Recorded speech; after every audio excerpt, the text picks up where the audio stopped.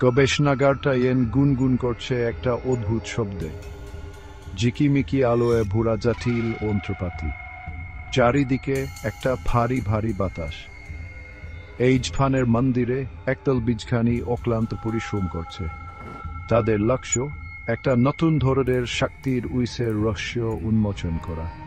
তারা বিশ্বাস করে পৃথিবীর ভাগ্য এই গবেষণার উপর নির্ভর করছে। ডাক্তার প্রণব চ্যাটার্জি তেজপি আর দচ্চি প্রতীজখ একজন মানুষ গবেষণা দলের নেতৃত্ব দিচ্ছেন। তার চশমার ভেতর থেকে তীক্ষ্ণ দৃষ্টিতে তিনি পরীক্ষার রিডিং দেখছেন। বছরের পর বছরের গবেষণা তাদেরকে এই গুরুত্বপূর্ণ মুহূর্তে নিয়ে এসেছে। সাফল্য হাতছানি দিচ্ছে। কিন্তু বৈজ্ঞানিক উত্তেজনার আড়ালে প্রণবের মনে একটা অস্বস্তি ঘুরপাক খাচ্ছে। তাকে মনে হচ্ছে কেউ তাকে দেখছে। একটা শীতল স্রোত তার শিরদাঁড়িয়ে বেয়ে নেমে আয়।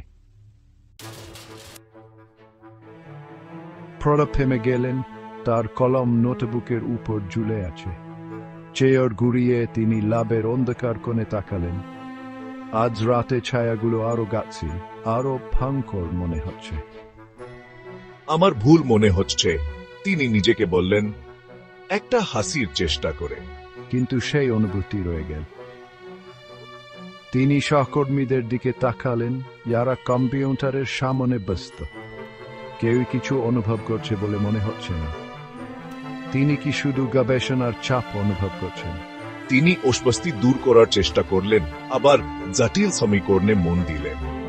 কিন্তু কেউ তাকে দেখছে, এই অনুভূতি আরো তীব্র হল।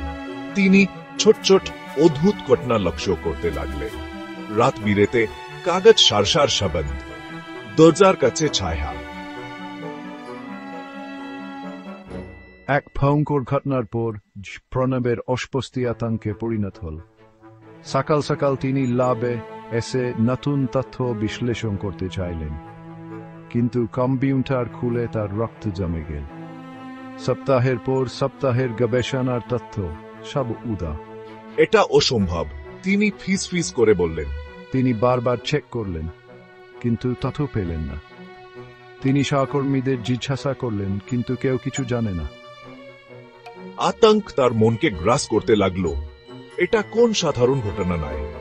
কেউ তাদের কাজ বানচাল করছে, কিন্তু কে আর কেন? সত্য উন্মোচন করার জন্য প্রণব নিজেই তদন্ত শুরু করলেন। ল্যাবের অতীত খুঁজতে গিয়ে প্রণব এক ভয়ঙ্কর তথ্য পেলেন। ঠান্ডা যুদ্ধের সময় এই ল্যাবে গোপন সামরিক গবেষণা হতো। এই গবেষণার মূল ব্যক্তি ছিলেন বুদ্ধিমান কিন্তু রসময় বিজ্ঞানী বিক্রম বসু। বসু একজন গুপ্তচর বলে শোনায়েত।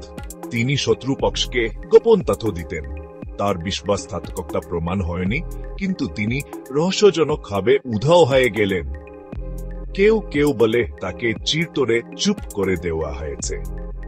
প্রণবের মনে ভয় ঢুকে গেল। ল্যাবের অদ্ভুত ঘটনাগুলোর সাথে কি বসুর কোন সম্পর্ক আছে? উদা হওয়া বিজ্ঞানীর ভূত কি প্রতিশোধ নিচ্ছে? তুমি কি শুনতে পেলে? মনে হচ্ছে ফিসফিস করছে কেউ। ফোরটাইন আরো ঠান্ডা হয়ে গেল। তোমাকে সত্য উন্মোচন করতে হবে, দেরি হওয়ার আগে। বুথুরে কোন যাবে প্রতিবানিত হল। কে তুমি? কোন সত্য? কোন উত্তর নেই, শুধু নীরবতা। আমাদের তাড়াতাড়ি কাজ করতে হবে। প্রভ, আমি কোর্স স্থিতিশীল করতে পেরেছি, কিন্তু বেশিক্ষণ ধরে রাখতে পারব না। সবাই জরুরি প্রোটোকল মেনে চলুন। আমরা এর জন্য প্রশিক্ষিত।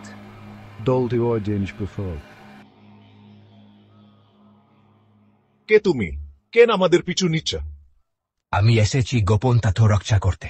সত্য লুকিয়ে থাকে, কিন্তু সবটা প্রকাশ পায়।